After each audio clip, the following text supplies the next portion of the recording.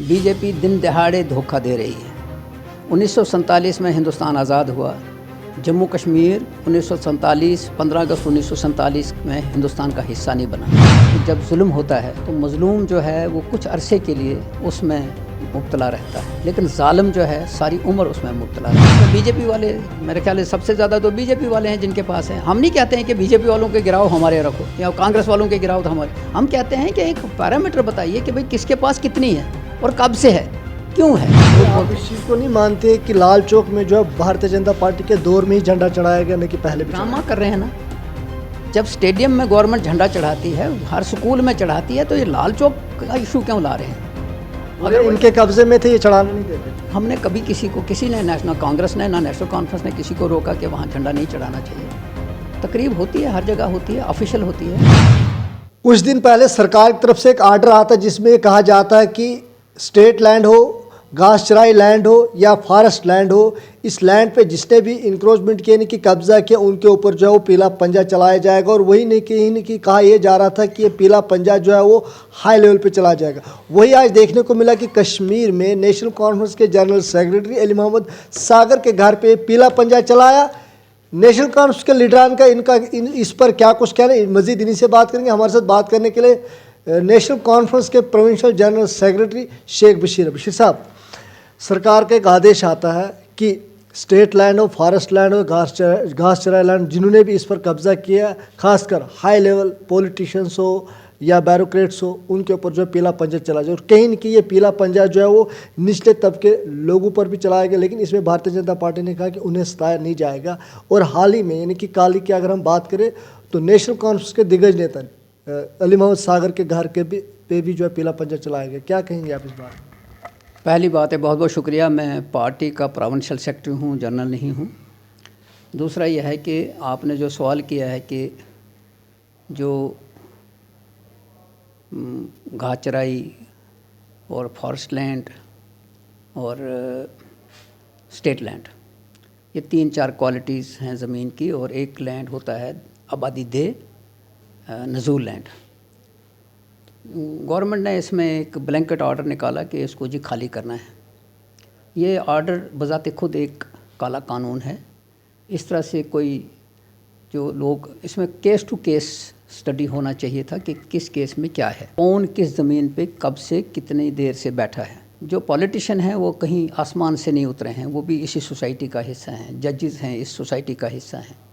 सारी सोसाइटी के अंदर अगर कहीं नुक्स है तो वो सब में होता है। अब ये जो सारी सिचुएशन है, इसमें मुझे लगता है कि पॉलिटिकल एलीट को बदनाम करने की कोशिश की गई और पॉलिटिकल वेंडेटा की वजह से ये किया गया है।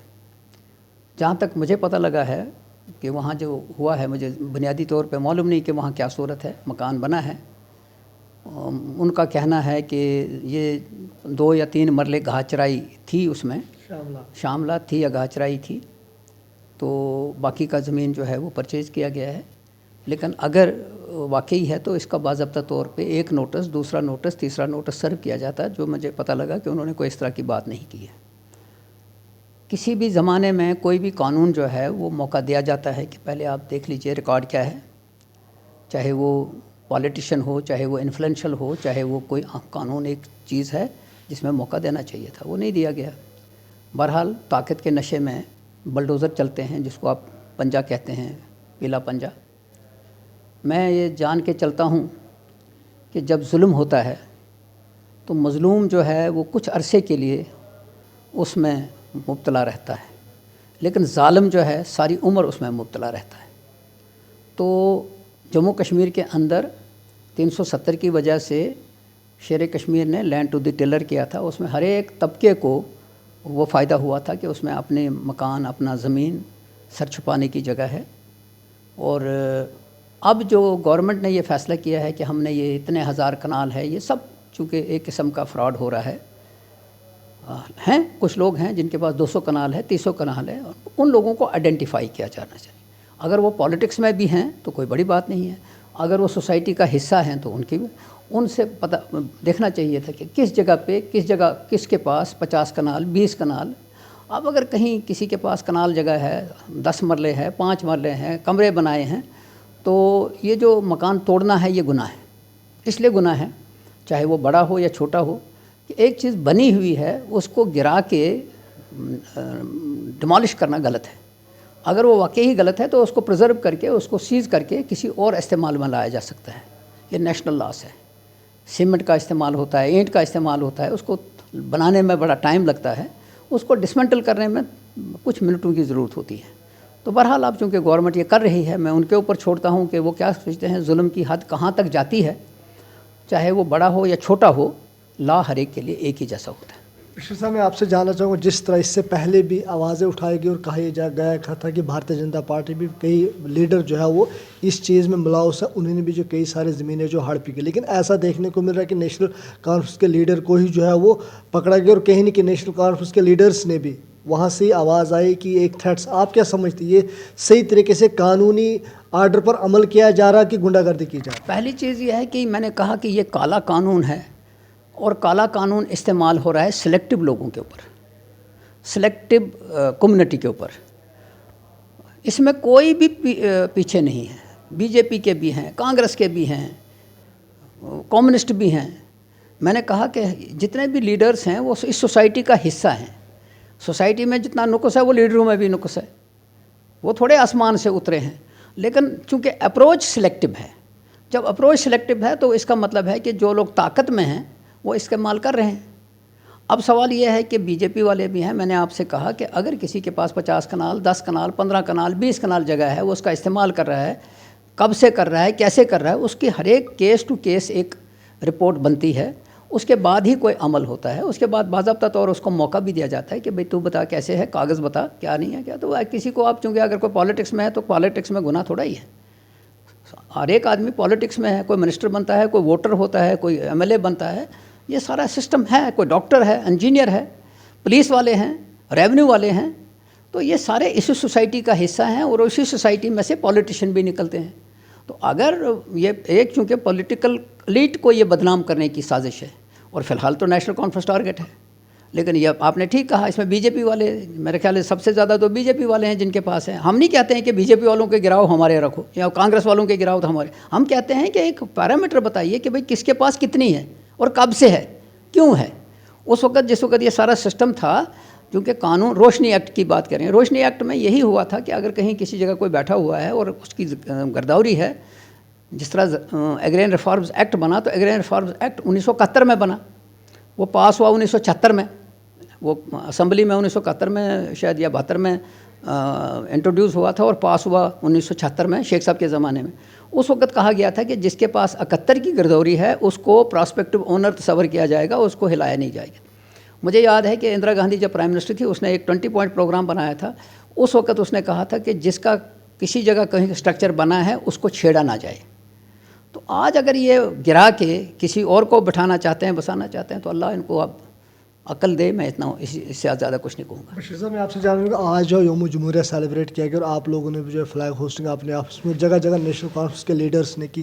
وہی اگر ہم کشمیر کی بات کریں تو کشمیر میں جو لال چوک گھنٹہ گھر میں آج بھارتیہ جنتا پارٹی نے جو ہے وہاں یوم جمہوریہ جو ہے وہ بنایا گیا, اور کہیں نہ کہیں یہ کہا گیا کہ انہیں یہ پوچھا گیا کہ آپ نے جو اس جگہ کو ہی کیوں چوز کیا, تو انہوں نے صاف صاف کہا کہ یہ جگہ جو ہے وہ حریت کے قبضے میں تھی, یہ جگہ جو ہے نیشنل کانفرنس کے قبضے میں تھی, یہ جگہ جو ہے وہ پی ڈی پی میں قبضے میں تھی. جو آج تک اس جگہ پر جھنڈا ہوسٹ نہیں کرنے دیتی ہے, ان کے لیے کرارا جواب ہے. کیا کہیں گے آپ؟ یہ بھی ایک دھوکہ ہے.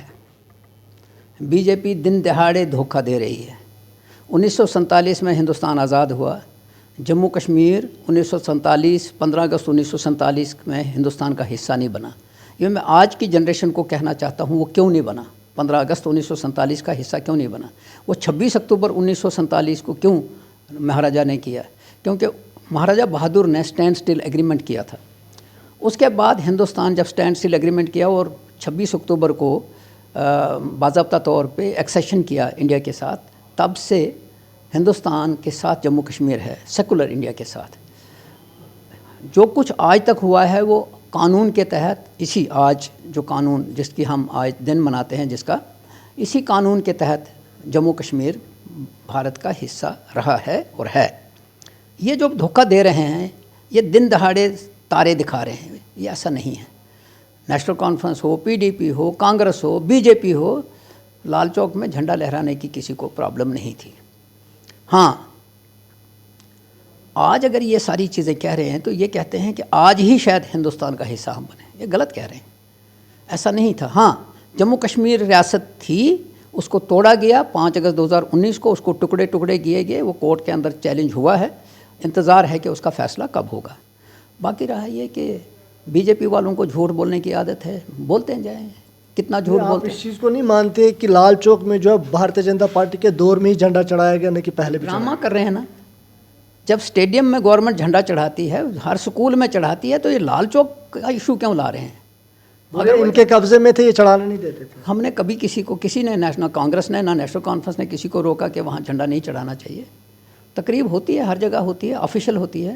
یہ جو آج کا پروگرام ہے یا 15 اگست کا پروگرام, یہ لوگوں کا پروگرام ہوتا تھا. آج لوگوں کی شرکت نہیں ہوتی ہے, آج افسروں کا پروگرام ہے, افسر شاہی ہے.